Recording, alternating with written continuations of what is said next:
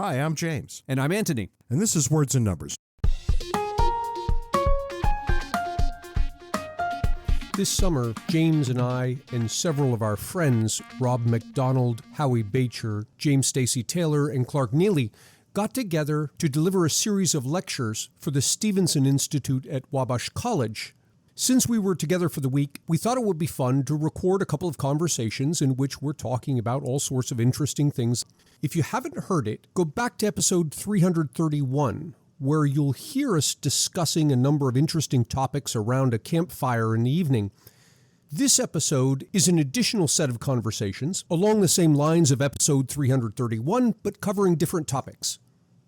Please excuse the sound quality for Rob McDonald. We had several microphones provided by our kind sponsors on Patreon. Rob's, however, wasn't working. For one-stop shopping for all things James and Ant, visit our website, wordsandnumbers.org. If you would, go around so we can recognize your voices and give your name and your affiliation. I'm Howie Bacher, affiliated with Towson University, from where I have just retired. I taught principles of microeconomics, money and banking, comparative economic systems, history of economic thought. I'm Clark Neely, and I'm Senior Vice President for Legal Studies at the Cato Institute in Washington, D.C. I'm James Stacey Taylor, and I'm Professor of Philosophy at the College of New Jersey. I'm Rob McDonald. I teach history at the United States Military Academy in West Point, New York. This is the second time we've done this. We've been friends and colleagues for a long time, sitting around just talking about whatever interesting things it is that comes up. And I think you've all been guests on Words and Numbers at least once. Last time we did this, James couldn't join us, so I'm happy that James is with us this time. I am with you, and I doubt that you're happy about it at all. Interestingly, my editing software, the latest update has an automatic beep in it. I used to have to go find a beep download it on the internet and install it. It's good that your life could be made easy It's in this way. become much easier to deal with you. For example, Clark, you had some interesting thoughts. You were talking about the Second Amendment, and you kept telling me that you and James had an interesting discussion on the way down here that I still don't know the details about. And from your reaction, you don't remember what it is either. I don't remember either, so don't feel badly. On the way down here means on the way down the stairs. Clark, Antony might well be making this up. No, this was like a couple days ago when we first got here. We had an interesting conversation, but I think it was about something else. I think that's right. A very interesting thing happened 2 days ago, which is that the Third Circuit Court of Appeals, which covers Pennsylvania and a couple of other states in that area, has weighed in on one of the most interesting and challenging questions in Second Amendment law currently, which is whether the federal law that categorically and permanently dispossesses convicted felons, or more precisely, anybody who's been convicted of a crime for which the punishment could be more than 1 year, even if you didn't receive a sentence of more than 1 year. If you've been convicted of such a crime, you are permanently forbidden and disabled from owning a gun under federal law. And there's a man in Pennsylvania who, you almost can't make this up, he was convicted of state welfare fraud in 1995 because he and his wife applied for food stamps to support their 3 children. They were just barely getting by, and failed to report that he was also earning about $9 an hour mowing lawns from time to time. And so for that, he got a felony conviction and applied for permission to own a gun. I think he thought that for some reason it had been long enough or something, and found out that he wasn't allowed to own the gun, so he gave it back, and then filed a legal challenge. And the reason it's such an interesting and challenging issue is that the government's preference, of course, is to enforce regulations like this categorically so that they don't have to go into court and show that a particular person is in fact irresponsible or dangerous. And from a citizen standpoint, of course, you want the opposite, which is that you are able to exercise your full panoply of constitutional rights unless it can be shown that you in particular would be a risk if you exercise this right. And the Third Circuit, sitting en banc, meaning the entire court. Normally, courts of appeals sit in 3-judge panels, but this time it was the entire Third Circuit. I can't remember. I think that's 8 or 9 judges ruled in his favor. And it was close. It was maybe by a 1 or 2 judge majority, but the en banc Third Circuit said that categorically disarming anybody who's been convicted of a felony, regardless of whether it was violent, regardless of whether they remain any sort of a plausible threat, violates their Second Amendment rights. And that issue is absolutely going to the U.S. Supreme Court. U.S. Supreme Court hasn't taken it up yet. Some people would even say they've been dodging it. I don't know if it'll be this case or some other case, but there is a split emerging among the lower courts about the constitutionality of categorical felon dispossession, so to speak. And it's somewhat surprising because courts, I would say that the general, especially when you're talking about somebody who's been convicted of a crime, courts tend to not be super protective of people who are involved in the criminal justice system or who have in fact been convicted of crimes. And I think it's a very, very close call whether the Supreme Court will agree with the Third Circuit that even convicted felons have at least potentially Second Amendment rights that they can exercise. Yeah, and this kind of thing always baffled me, from a strict reading of the Second Amendment. Congress shall make no law. That seems to be just a blanket statement. And for this to even be a question is interesting, but more so now given that the Supreme Court seems to be turning a corner on gun rights. But here's the thing that bothers me. With the recent decisions from the Supreme Court that come down 5-4 like this, suppose it does come down 5-4 in favor of the defendant here, that you cannot have blanket dispossession of guns. Yeah. What happens years from now when a president of a different party appoints Supreme Court justices? Now we have 5-4 liberal. In a similar case comes up. Are we looking at a situation in which every 4 to 8 years, cases like this could come along and the Supreme Court could go back and forth on something like gun rights? Conceivably, but not, I think, practically. And the reason I think it's not practical is there's this concept of stare decisis, which essentially just means respect for precedent, respect for decisions that the court has made. And the idea, perhaps oversimplified, is that you do not lightly reverse an earlier court decision. And there's a sort of a list, it's not really criteria, but there's a list of considerations, things like whether it's long-standing, whether people have come to depend on it, how solid the rationale was in that case, so that even if you disagree with it, you recognize that it's actually pretty well reasoned. And so the kinds of people who end up being appointed to the Supreme Court have generally come up through the judiciary. They've generally been on a court of appeals before, and they're not the kind of people who take lightly the concept of stare decisis or the role of the Supreme Court as an institution. So I don't think that you would see courts just sort of ping-ponging back and forth on a question like felon dispossession.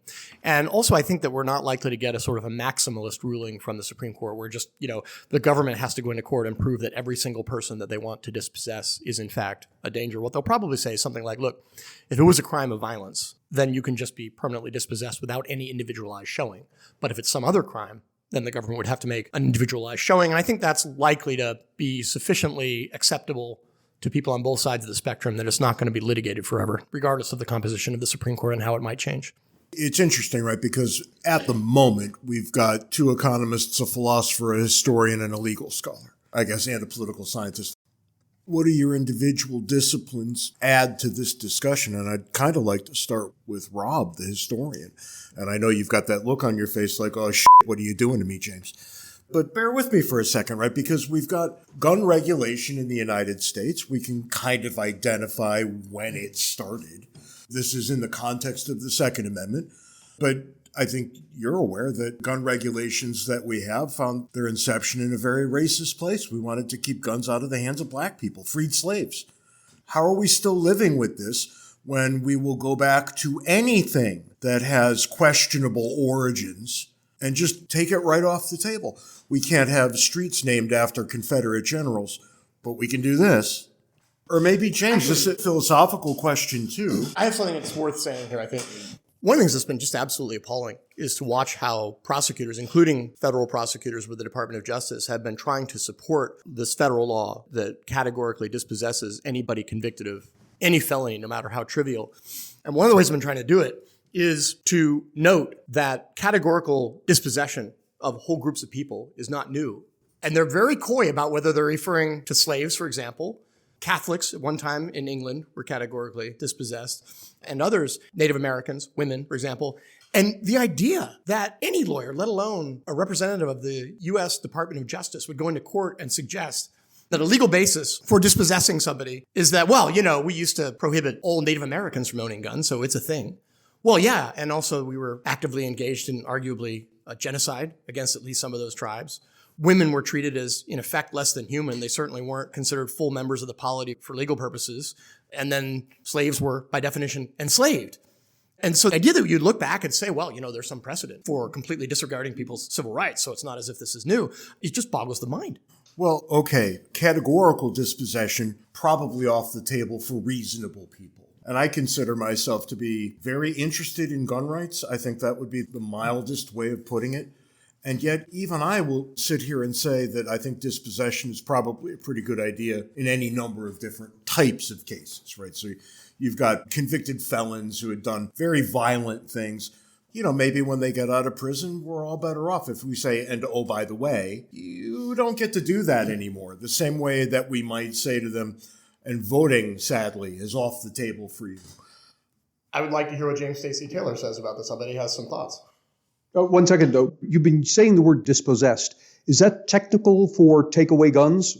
It's a term of art that means to not only take away somebody's actual guns, but also to render them, they're no longer permitted to own guns for the rest of their life. That's what I mean when I say dispossession. And so what I'm hoping James has some thoughts about is the idea that because a person has, let's say, committed a violent crime, that is a sufficient basis to say, and therefore for the rest of your life, you may not own a firearm. I'm wondering if that stands up philosophically. I could do what Rob said. Rob wouldn't even pick up the microphone. He just didn't want to answer. Have you never watched volleyball? I'm setting you at the net. You're supposed to do something right now. just to be a dick and screw over James and Hans. If a question is, can you dispossess somebody essentially for the rest of their life for something that they did, it's not clear that that's going to stand up. So imagine that you have somebody who held up a liquor store when they were 18, right? They did so with a firearm, and they waved it around, they were threatening, maybe they even shot somebody. Now, 20 years later, they've served their time, and they're a completely different person. They've joined the local church, they listen to Words and Numbers routinely, they leave sensible, civilized comments on Words and Numbers back page. They even read Antony Davies thing and think that it's somewhat sensible. So this is clearly somebody, well, actually that's moving towards some sort of mental incapacity, so maybe that's not a good example. But they've totally changed, their life has completely turned around.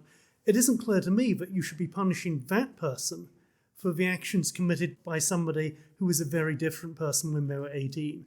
And let's further suppose they're involved in a very ugly business dispute with somebody who turns out to have a violent past or tendencies and has a pressing need for effective self-defense. And you say to that person, well, it's tough. Sucks to be you. You shouldn't have robbed that store 20 years ago. Yeah. Or say it's a woman who holds up a liquor store and now she's involved in somebody who she gets married. It turns out her husband is extremely violent and abusive.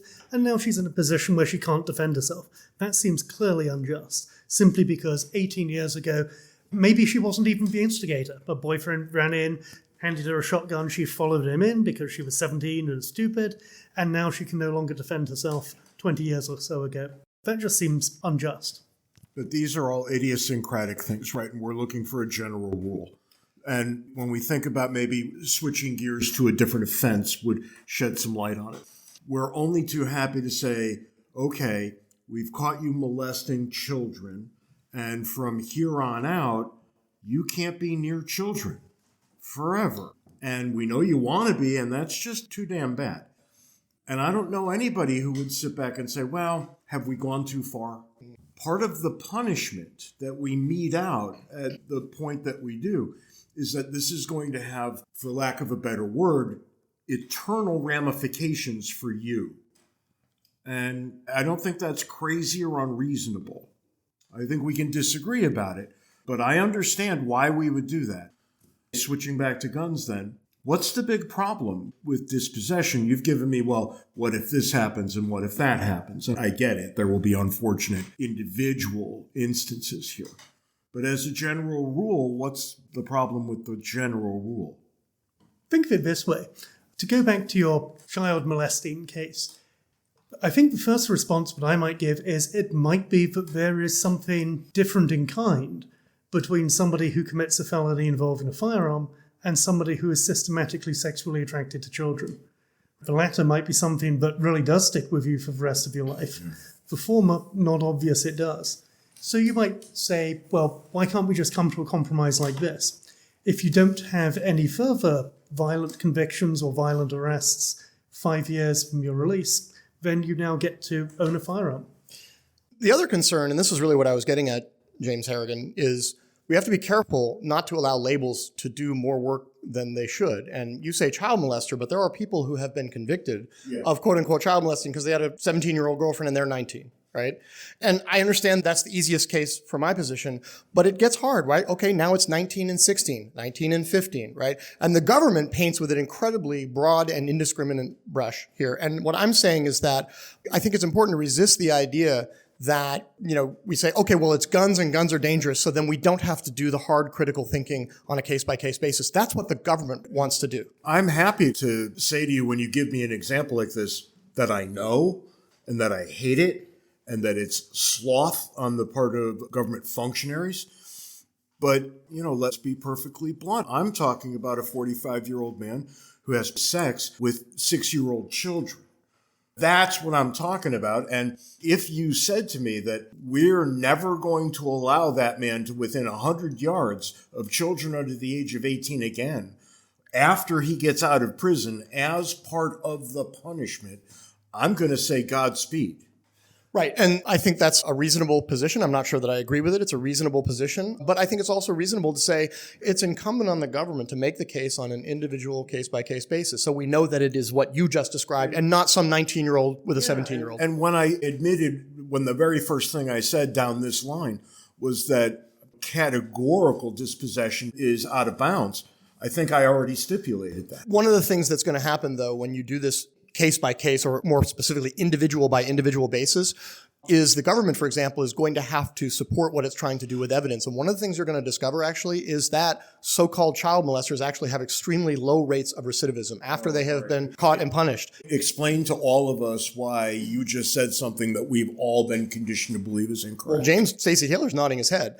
It just turns out that even though you might think that someone who has, had sexual relations with a young child must have something inside them that's fundamentally broken, and for sure they're going to do that again. And what I'm saying is that the data does not bear that out. They are not among the higher, you don't see high rates of recidivism among quote unquote child molesters. I'm not saying that necessarily then ends the inquiry, but I'm saying it is a piece of information that will be litigated and discussed in court and should be taken into consideration in my estimation. I don't want to belabor the point, but I'm fascinated by this idea that we might think we know something that we don't. If you could get into a little more about the recidivism rate to child molesters, because I've literally been told at every step of my life that I have any recollection of, that the recidivism rate for these people is well over 90%.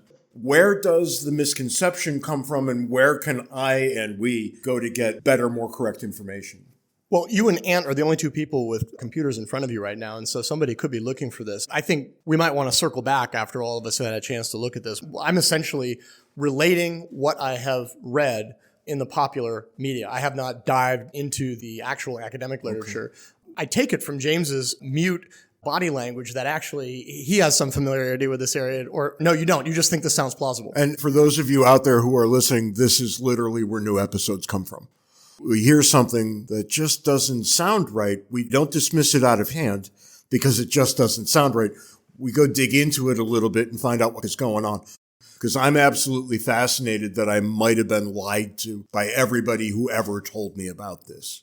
And I see where I might have been, because there's a political axe to grind underneath all of this. Sure. And not just a political axe, but I think most people's predilections would be to accept the statement that, the child recidivism molesters are literally the worst of the worst, right? Of course, you're not going to give a second thought to that. So that's right. I'll believe any terrible thing about that group of people. Sure. And that's a prejudice I ought not have. Mm-hmm. Let's dig into this later on.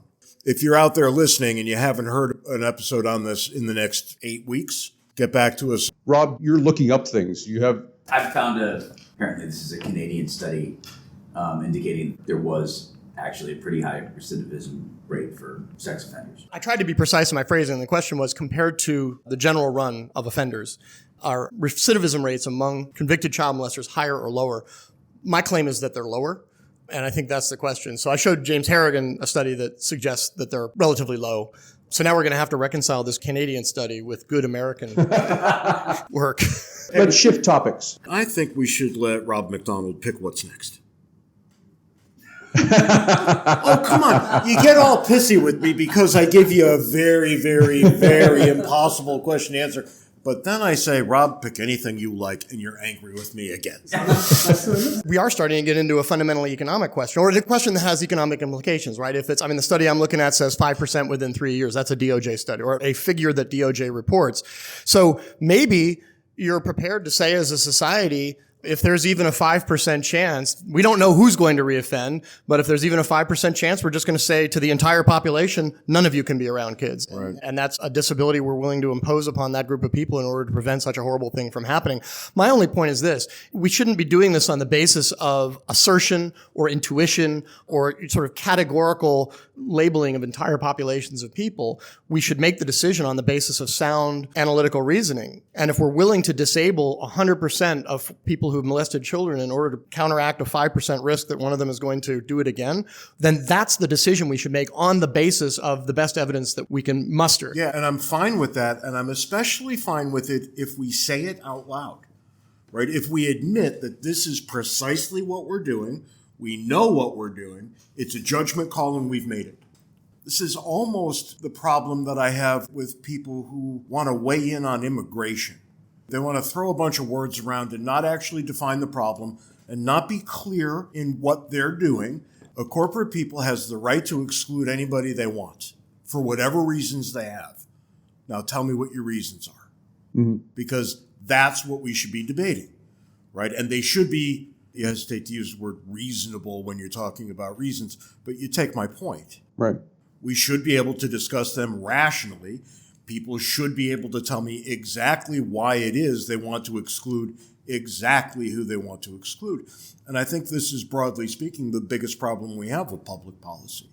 It's done by euphemism. It's done at an emotional hop. Well, and I can't help but think that there's a fear that if we do hash this out rationally, we will necessarily have to come to a conclusion to which we both agree, and that might not be the conclusion I want. Yeah. Therefore, I'm not going to engage rationally.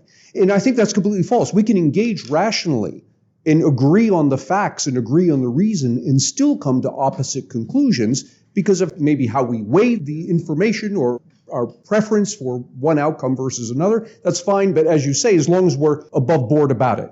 If you ask me what the one thing throughout the course of my education that I walked away with, right, the one big picture thing that I really took away from it all, it would be this. Sometimes the best you can do is understand the question better. An answer, a coherent, cohesive answer, maybe you're never going to get there. Maybe you're never even going to fully understand the question. And I'm fine with that. But you can understand the question better. I have a question that just popped into my head. Can I ask a question of Rob? Please. He's not going to answer you. Well, I'm apparently the only one who's ever taken a deposition and cross-examined a witness in court. So, Rob, I'm going to turn the full measure of my professional skills on you to see if I can elicit a coherent answer. What would you say to a teacher who discouraged a grade school child from doing either, let's say, a book report or, an oral report? They're supposed to pick a figure in history, deliver a report, and the teacher discourages the child from doing a report on George Washington because why? Why would you guess a child might be discouraged? Because he was a slaveholder? Correct. Respond, if you will. Why should you restrict people from learning about anything? I mean, I think that's where I would begin. What if the implication is that George Washington is not a worthy subject of adulation because of that fact? Okay, so that's interesting. I mean, I wasn't thinking that book reports necessarily involved adulation.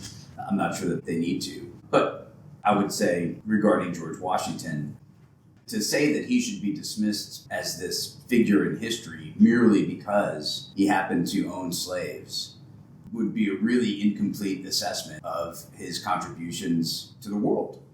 It would even be an incomplete assessment of his status as a slaveholder.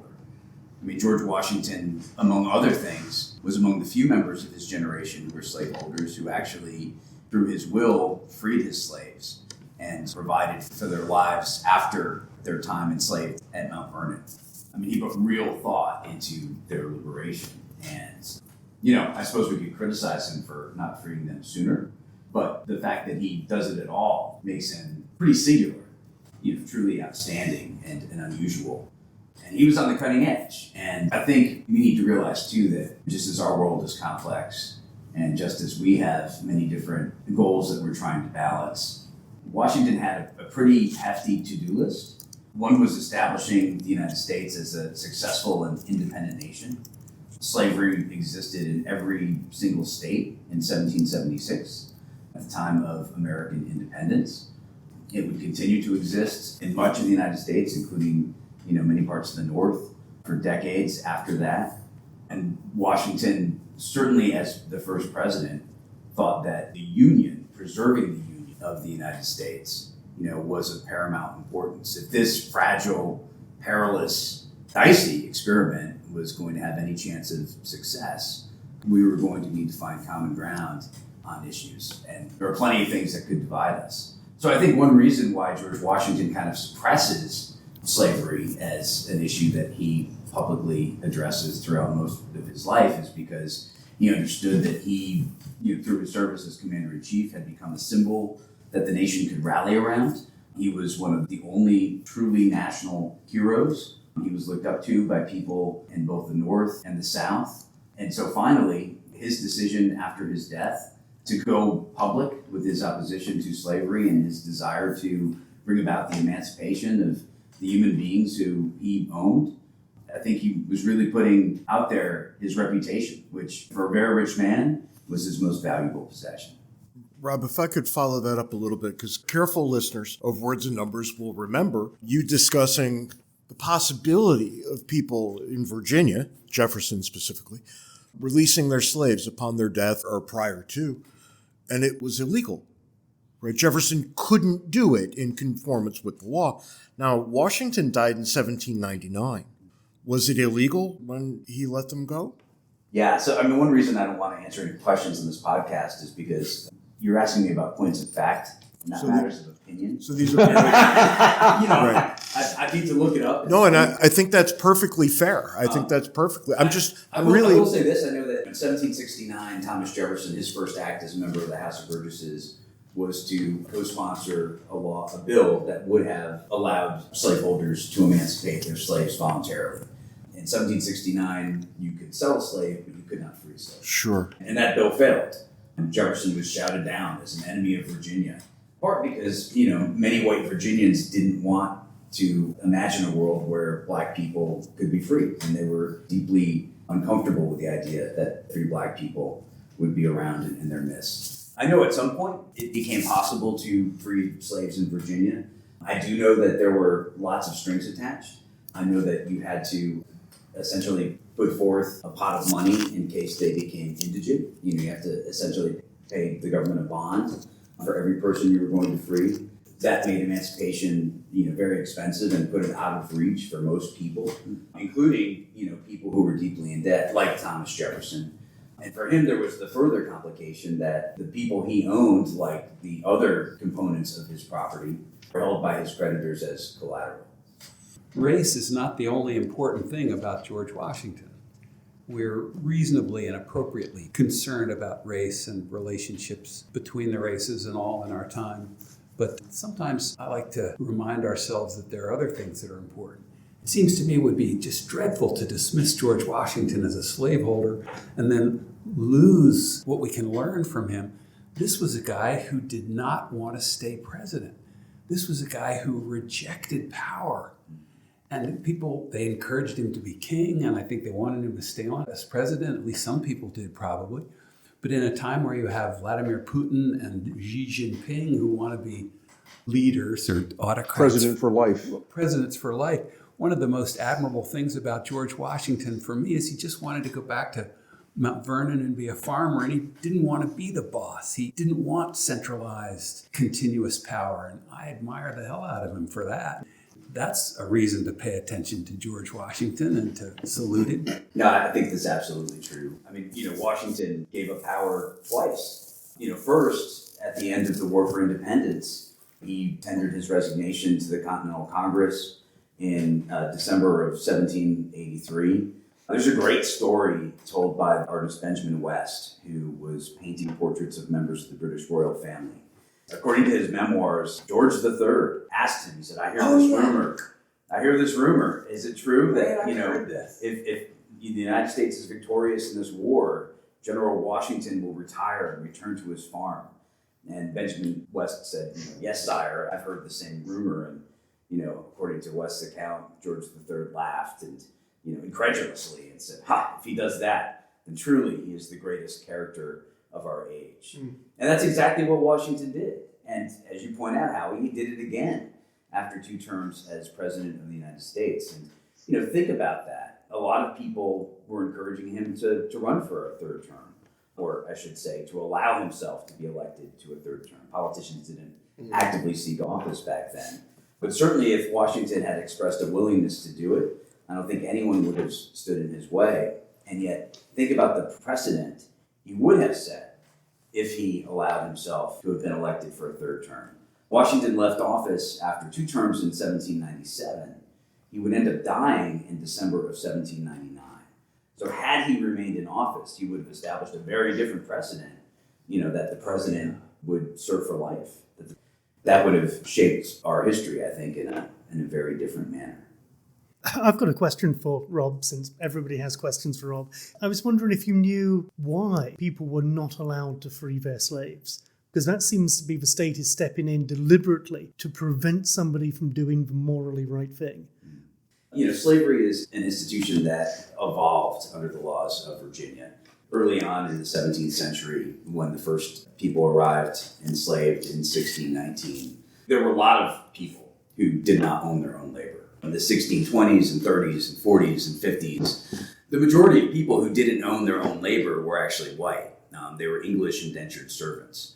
And indentured servitude was a form of labor that was frankly much more prevalent than slavery in the first several decades of Virginia's history, in part because life expectancies were so short. And the cost of transporting someone across the Atlantic Ocean and bringing them to Virginia from England to work, usually for 4 or 5 or 6 or 7 years. And then at the end of their term of indenture, customarily, they were given 50 or 100 acres. There were contracts that individuals signed that specified the exact number.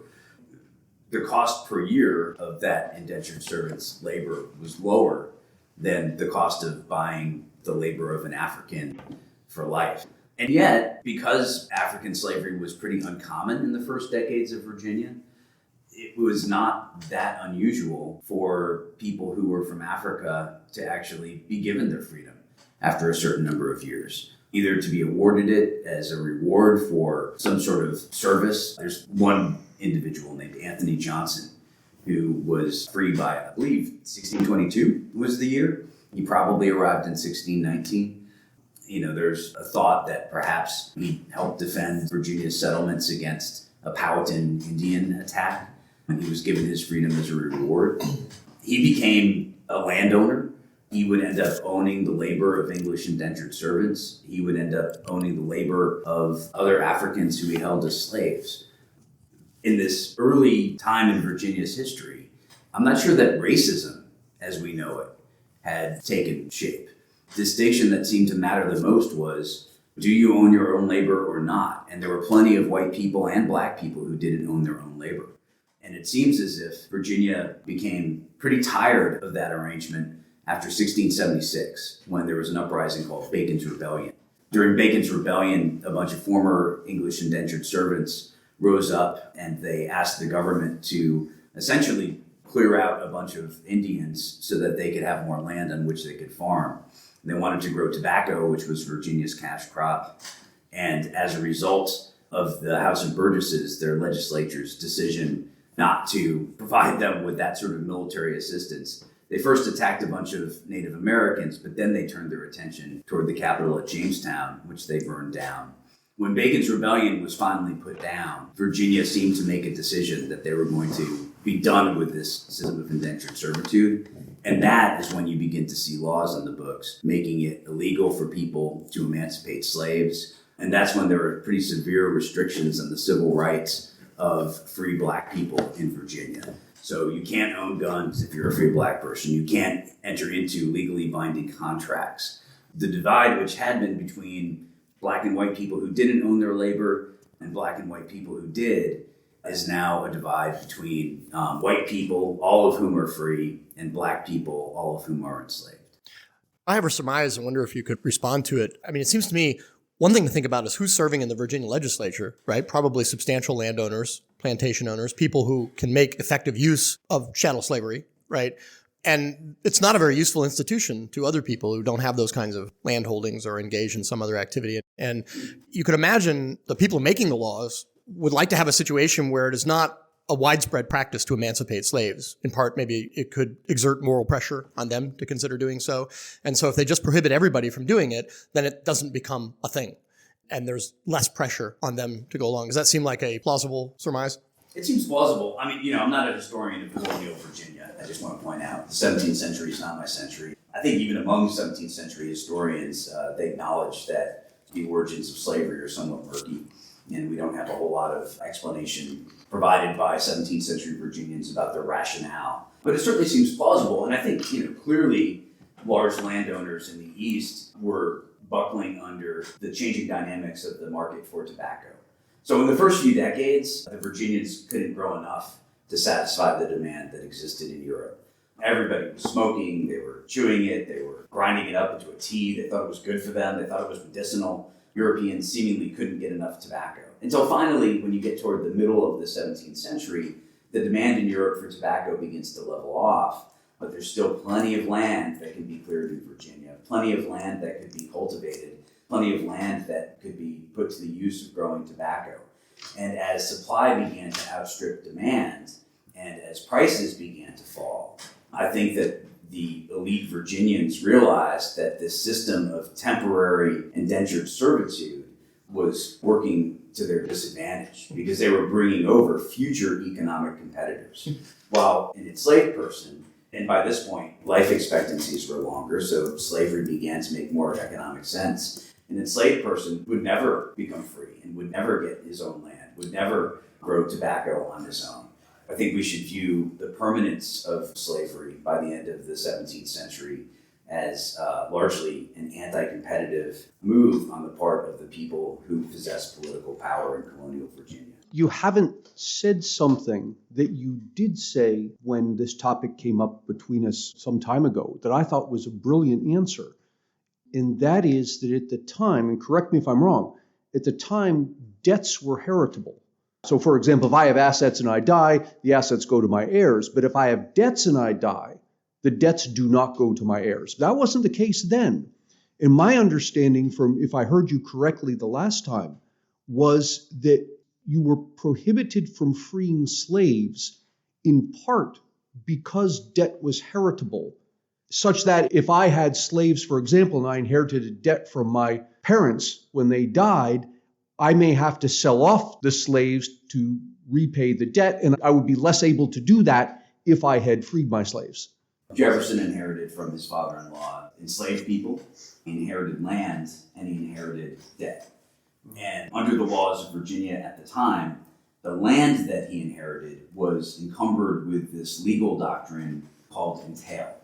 And it's apparently a legal doctrine that stretched back to England. It's sort of a feature of the aristocracy. Aristocratic families didn't want to see their land holdings broken up and diminished. And so if you inherited land that was covered under this legal doctrine known as entail, you could use the land, you could farm the land, but you couldn't sell the land.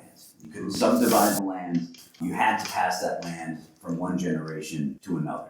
And so Jefferson wasn't in a position to sell that land to discharge the debts that he had inherited. And so the best he could do was really try to use that enslaved labor force to work the land and hope that over time those debts would be, And that explanation to me is fascinating. I'm not suggesting that's right, the other one's wrong, but that particular explanation is fascinating to me because what it suggests is that at least in part, the inability to free slaves was an unintended consequence of the fact that debts were heritable. In practical terms, sure. But at that point, in 1773, it was still against the law. I see. Right. Sure. Okay. I'm a little bit puzzled by that explanation for this reason. So I can see how, given the entailment of land and real property, then essentially you'll be treating all property as though you didn't have a full bundle of property rights. You can't dispose of it as you wish. Right. You have your human property, which are treated similarly to land and houses. But presumably you were able to give property, not entailed property, but were you able to give things away as gifts of high value? Because if you're able to give away, say, carriages or horses or livestock as gifts to family members, to the church, to whatever, why couldn't you do the same with persons who are enslaved? Let me put it another way. If you could move your property rights from yourself to somebody else, and that was acceptable, even in a situation where you were able to inherit debt, why couldn't you move your property rights in enslaved persons to the enslaved persons themselves? Because that would be a dispossession of your property right, which presumably this story of why you weren't allowed to free your slaves is supposed to account for. I mean, that's a really interesting question. I'm going to guess that it probably had something to do with the legal status of African Americans. James Stacy Taylor, do animals have rights? No. I knew you were going to say that. Could you clarify? Sure. I don't believe that animals have rights in the same way that I'm suspicious that people have rights. But not being a rights owner or not being protected by a panoply of rights doesn't mean that we shouldn't treat them as if they had rights and as if people had rights. So I think that we ought not to treat animals in a way that could lead to their suffering, if that suffering is avoidable, just as we should treat people in a way that avoids their suffering, if that suffering is avoidable. I'm still trying to get my head around they don't have rights, but we should treat them as if they do. Sure, so I'm not quite sure what you mean by rights, but if you mean there's You're a philosopher, you tell me. Well, you ask for questions, so you've clearly got some idea of rights in mind. I mean, if you ask Clark, tell me about the legal definition of a whiffenpoof. Presumably you know what a whiffenpoof is or have some idea of it. But here's the idea. If you say that people have rights, then you could be asking, is there some metaphysical entity that adheres to people and that adheres to them independent of choices of others? So when people say that Howie has God-given rights, they're thinking that God has endowed Howie with these things rights, which will govern how others can treat Howie. And presumably also, depending on the tradition, how Howie can treat himself. So I'm suspicious that there are those things that exist, whether they're from God or they're from the status of Howie as a rational agent. I do, however, think that there are going to be ways in which we should treat people and animals independently of whether those metaphysical things called rights exist. So when I say we should treat people as if they have rights, I mean the people who believe in rights think that there are certain ways we should treat people and perhaps certain ways we should treat animals, if animals have rights also. So I'm simply claiming when I say we should treat people as if they have rights, and animals as if they have rights, that we don't have to have any metaphysical baggage to engage in a conversation as to how we should treat people and animals. And my view is clearly we should treat people and animals differently in many respects. So we would like Howie to vote, but we wouldn't like Howie's dog to vote, for example. So there are going to be really obvious and trivial differences. But I think more robustly, there are ways in which we treat animals which I think are clearly morally wrong. Factory farming, for example, where animals are led to a great deal of suffering for certain types of human pleasure. You like eating the flesh of pigs, and a way to get cheap flesh of pigs is to treat them horribly. So I think the pigs don't have rights, but we should treat them in certain ways which we currently are not. So we can eat them, we just can't make them suffer. Yeah, so if there's a way of painlessly killing pigs and raising them in a way which is sort of gives them piggy happiness and doesn't make them suffer, I think there's nothing wrong with killing them. But you keep saying should and ought, which sounds aspirational but not necessarily actionable. Is it permissible to use force against somebody who just doesn't go along with your conception of what we should or ought to do? That's interesting, and I'm honestly not sure of what the answer is, because I can see a lot of unintended consequences of the use of force. So you can think of some animal rights activists who might wish to release the imprisoned pigs on a commercial hog farm in the Midwest.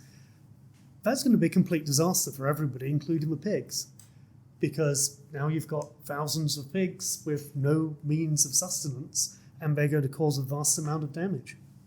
So maybe what we should do, is to have some sort of gradual emancipation of livestock. And this will result in a significantly decreased number of pigs existing. And I'm perfectly fine with that.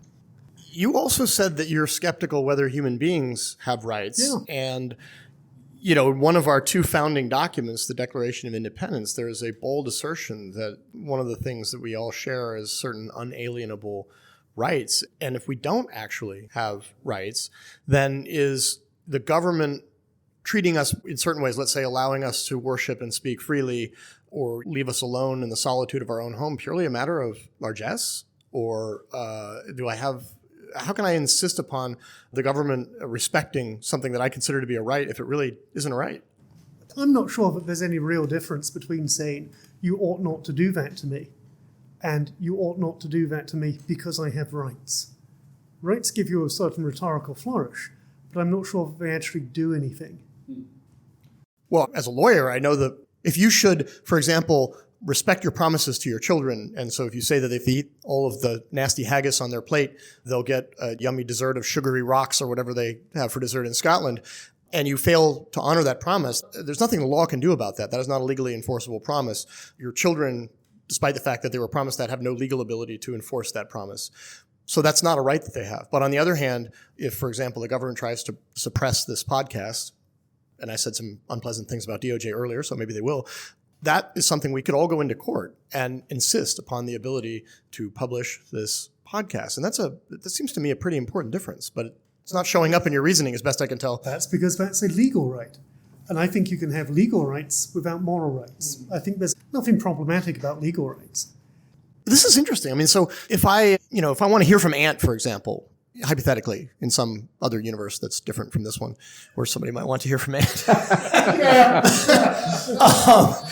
And you keep shouting him down because he's about to make a good point, again, in some other universe. And I say, James, stop talking over Ant, or I'm going to physically remove you from the room so that I can hear what he has to say. My intuition is that would be a morally legitimate threat, and it would also be morally legitimate for me to then use force to remove you from the room so that I can hear Ant. And I guess I would have said, if I had to explain why I think it's moral to use force against you in order to do that, because I think Ant has a right to speak, and I have a right to hear what he wants to say that is superior to your right to be free from force as you keep shouting him down. And you're nodding at me. I'm not sure if it's because you understand or because you agree or both. No, it's just a tick. I'm trying to get my head around the idea of Ant actually having something worthwhile. We've all been. I see your point, but couldn't we just rephrase things so you're not appealing to the language of rights? You just say, it would be best if, or Ant has a claim to make this particular proclamation. I don't have a similar claim to shout him down. Or it would be best for us all, including Ant, if he could do this. It would not be best for us all, including Ant, if I can shout him down. So I'm not sure what the language of rights is actually doing here. Now, I think it could be useful shorthand. So I'm not saying we should never use the language of rights. But when we do, I think we should be clear as to what exactly we're saying. So we could say something like this. We will work out what sort of obligations and duties we all have, what sort of claims we have on each other. We'll call those claims rights. That makes perfect sense. But if we say we're going to have to go out and discover what rights people have, then it starts looking like we're discovering the existence of fairies, leprechauns, and aardvarks. There's things that exist out there in the world, we have to go find out what they are. If we're going to construct rights, because we think this would be the best way of arranging society, and these would be pre-legal rights, that I think makes sense. James, you gave the first talk, Rights and Why We Have Them, right? You were using rights during that talk in this sense that you've just described here, not something that we have to go. I was carefully ambiguous in that talk. Okay, so yes. I was giving an account of rights which could satisfy either tradition, but it was grounded in the Kantian tradition, where there are rights that exist metaphysically. And part of why I was doing that, I think that is an important part of the classical liberal tradition. But it's not your preferred way of thinking about it. No. And I think, though, that we can think of it this way. So Derek Parfit's a great 20th century philosopher, has a really nice account where he tries to reconcile Kantian ethics, the sort of right-based deontology, with utilitarian ethics, which denies the existence of rights. And he says both of these traditions are ascending up a mist-shrouded mountain on different sides.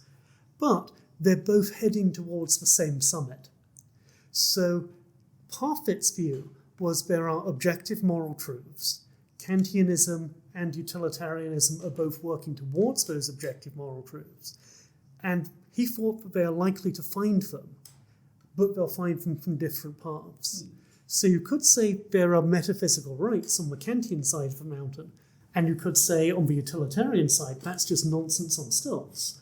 But it might be that for a large area of the questions we're practically interested in, the rights-based approach and the non-rights-based approach are going to agree on how we can treat people. So when I'm pushing back against the language of rights, I'm doing so as somebody, as a philosopher, who's not quite sure that such things exist metaphysically.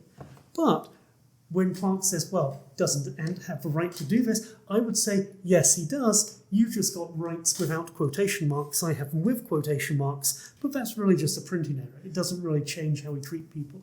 This reminds me of a possibly apocryphal exchange supposedly between Napoleon and his court astronomer who has just described his cosmology. And Napoleon supposedly says, well, where does God fit into this cosmology? And the court astronomer says, sire, I have no need of that hypothesis. Well, gentlemen, that's all the time we have. This has been excellent. Thank you. Thank you all. And that's all the time we've got this week on Words and Numbers. Until next time, be sure to follow us on Twitter. Handles are in the show notes. Join Words and Numbers Backstage, the Facebook group where the conversation continues, and send us email, wordsandnumberspodcast@gmail.com.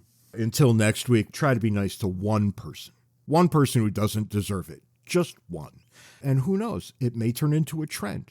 Give it a shot. You might feel good about yourself. You could say you tried. You tried, that's right. Till next week, can't take it easy. See you next week, James.